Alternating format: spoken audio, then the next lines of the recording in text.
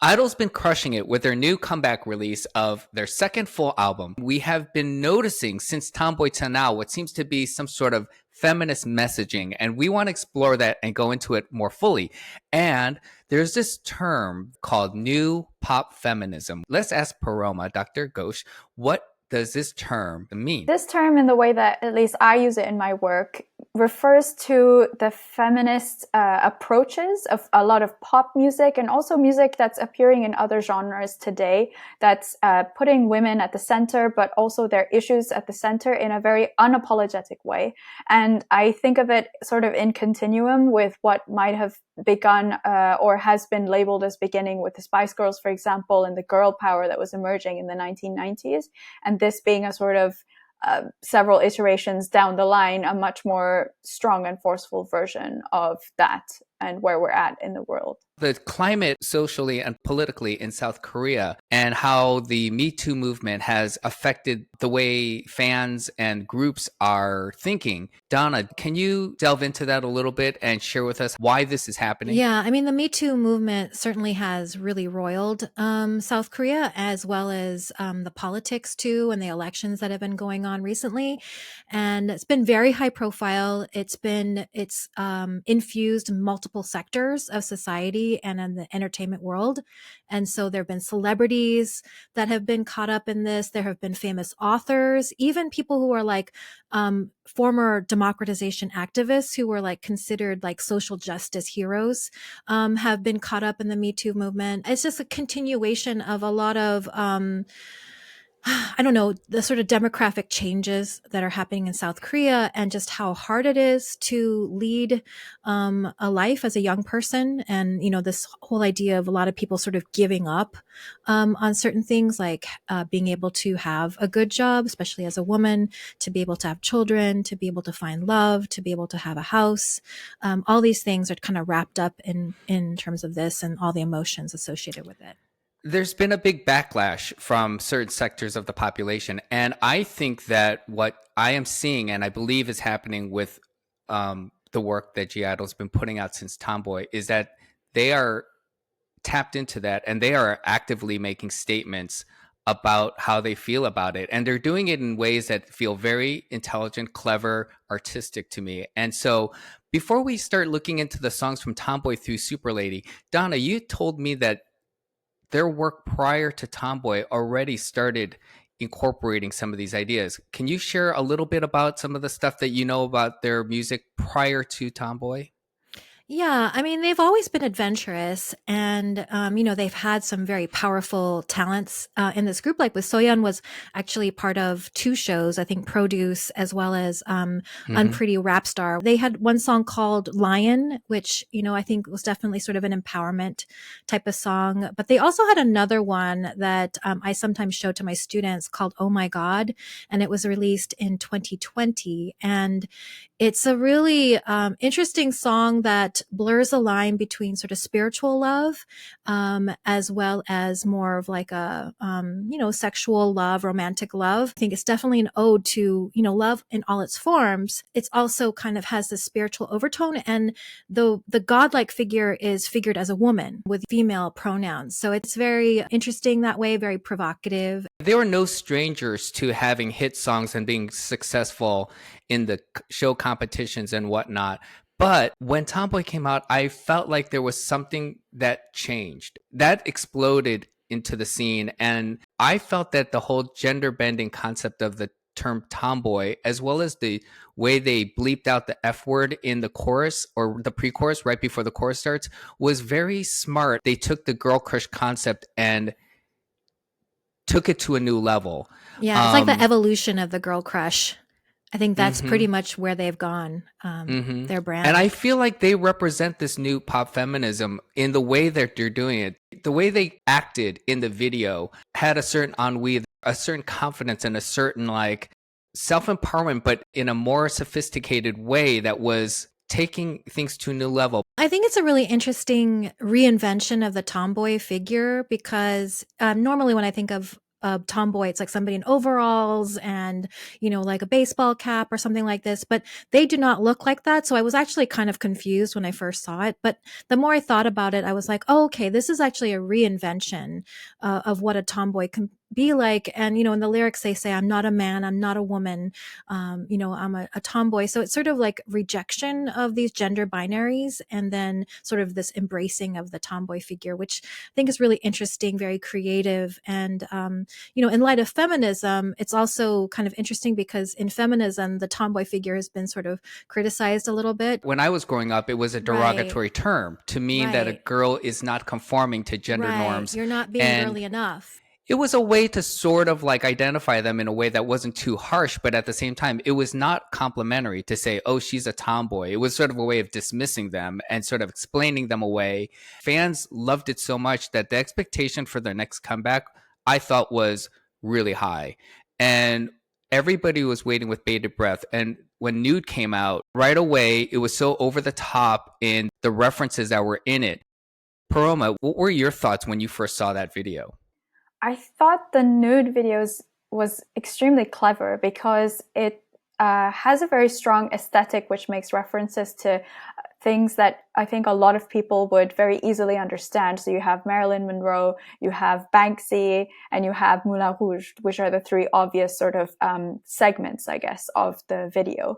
And then you have them sort of positioning themselves as artworks in the museum and playing around with this idea of objectification. But in the beginning, it does bring out the cabaret-esque nature of the scene. And if you're led into the song and the music, it's possible, as sometimes happens, that you stop listening to the lyrics and you get absorbed in the visuals and the audio. And if you do that, then by the end of the video, when they play with the word nude and they turn the U into the X, which is obviously giving you a, word visual of what is the purpose of the song, you realize that you've become complicit in doing exactly what the song is trying to tell you not to do, which is objectifying them, and that they want the sort of nudeness to be about being appreciated for all that they are and not for being objectified by their bodies. I thought it was super bold because, the song just preceding was Tomboy, and then they go to the fullest polar extreme of like the hypersexualization, objectification of women, but they seem to be doing it in a way that, again, was like claiming this for themselves and being able to like be empowered by taking it for themselves. Do you think that they kind of inadvertently reinforce the objectification of women because they are such commercially appealing visuals? I would say that yes, they are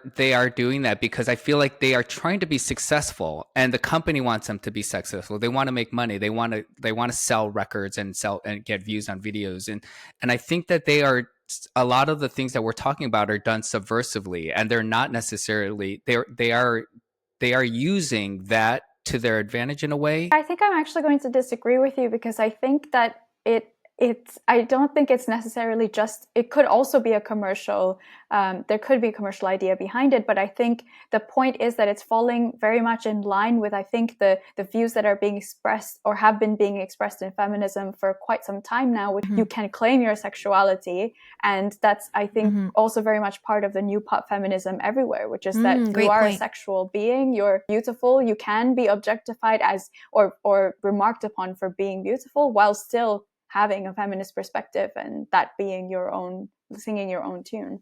Well, that dovetails perfectly into their next song, Queencard. When I first saw that video, I interpreted it the way I think everybody generally interpreted it, which is that it was about saying you can be a queen card if you want to be one. All you have to do is sort of claim it and proclaim it. But then when I examined it more carefully, I noticed that it seemed to me that Soyeon, who might be the person behind it, messaging wise, was trying to say that, because she starts off going in for the plastic surgery and at the end decides not to. And it seems like maybe the video is trying to say that the notion of being a queen card, which is like the prettiest girl in school, the one who has the most popularity, who, South Korea is the plastic surgery capital of the world. And like so many people feel that they have to conform to the very narrow beauty standards that exist there. And it felt like maybe what she was saying was that you don't have to succumb to the urge to want to be a queen card or to conform to these very narrow beauty standards. You can opt out. After Queen Card, we get to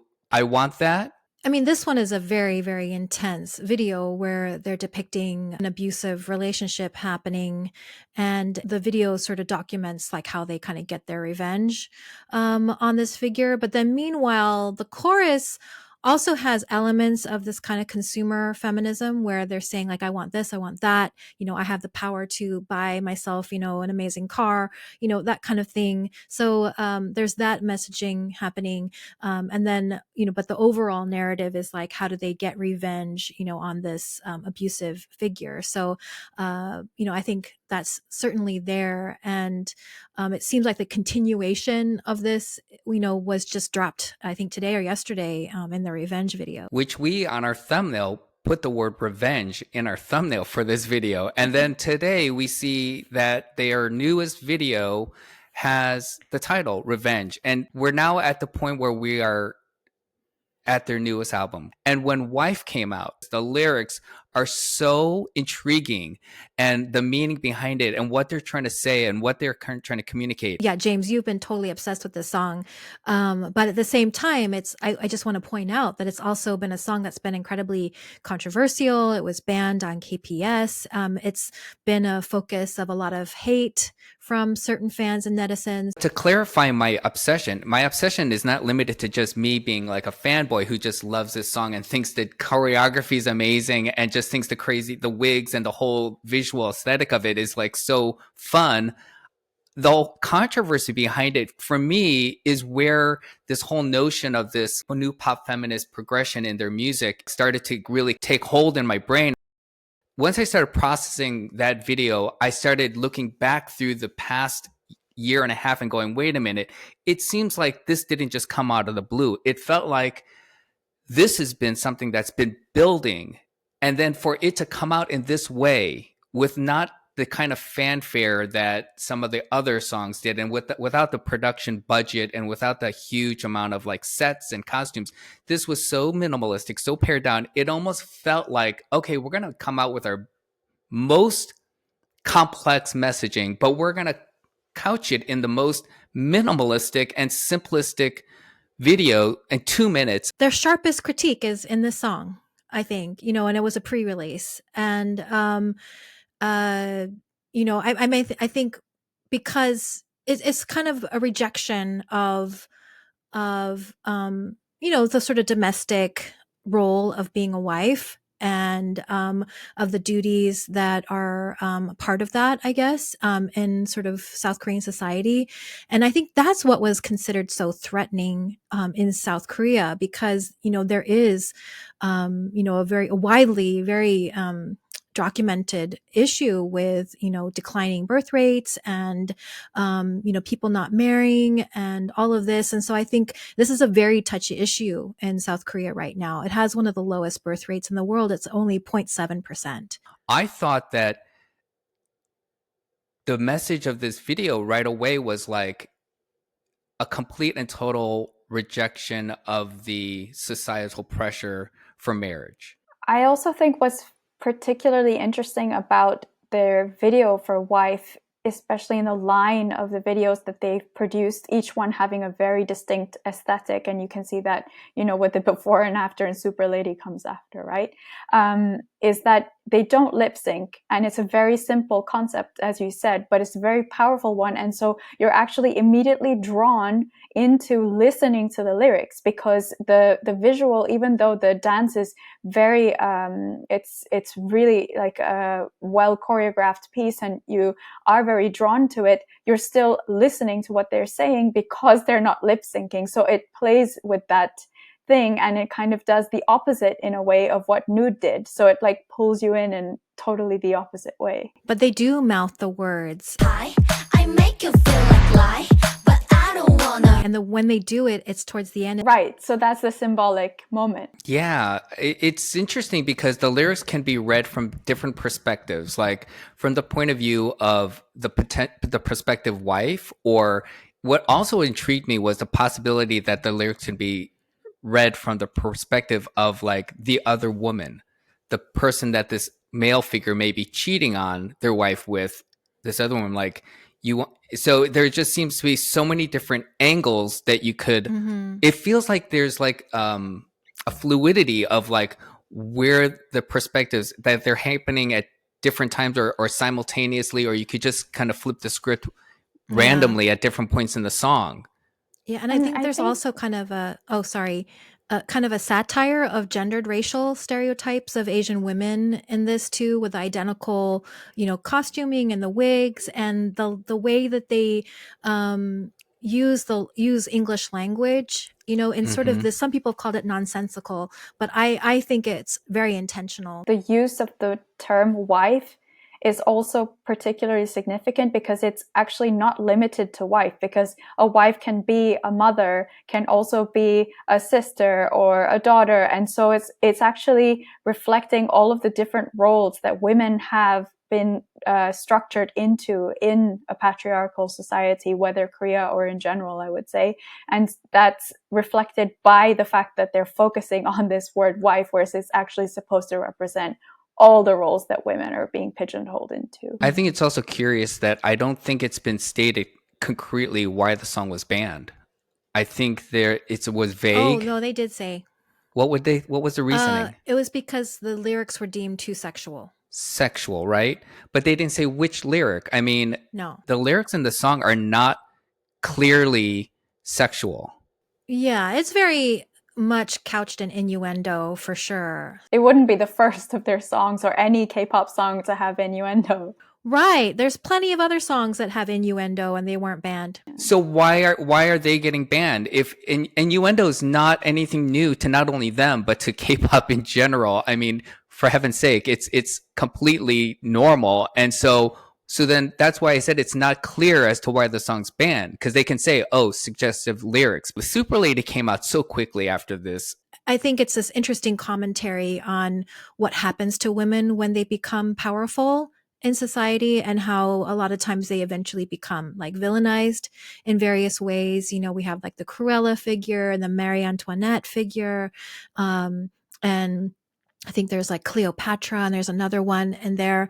And so that I thought was an interesting sort of taking this type of message in a new direction that I hadn't seen before. I'm intrigued by the figures that they chose, because as a historian, those figures are not uncontroversial like on their own. So they have their own. I'm not sure that Marie Antoinette quite counts as the super lady in my book as a historian of France, but it's just interesting. Well, a super lady in her own way, I guess. The way we explained it, or the way we talked about it in the reaction video, was that I was saying how the way society views powerful women is that they oftentimes are evil.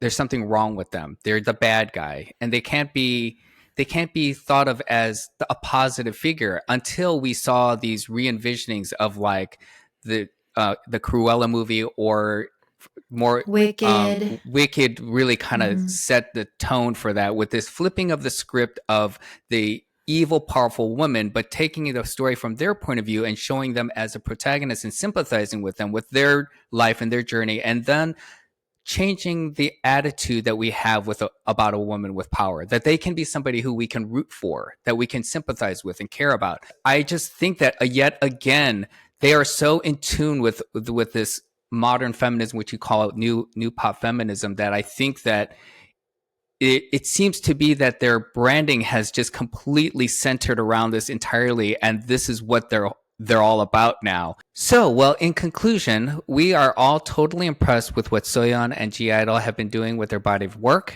and how they have been making these bold statements, bold and very brave, because they are clearly standing in the face of like the backlash, and doing it in such an artistic manner in which it's not just beating you over the head or doing it in this blunt way. They are just really doing it in these very subtle, satirical and artistic manners. And very appealing. I mean, yeah, not losing sight of entertaining us. If you're a fan of I-dle and you liked what we had to say, we'd love to hear some of your thoughts. There's stuff I'm sure that we missed. Please share your thoughts with us in the comments. Give us a like, subscribe to our channel, and tune in to our next video. We have a couple coming around the bend this week, and they're all going to be really exciting and fun.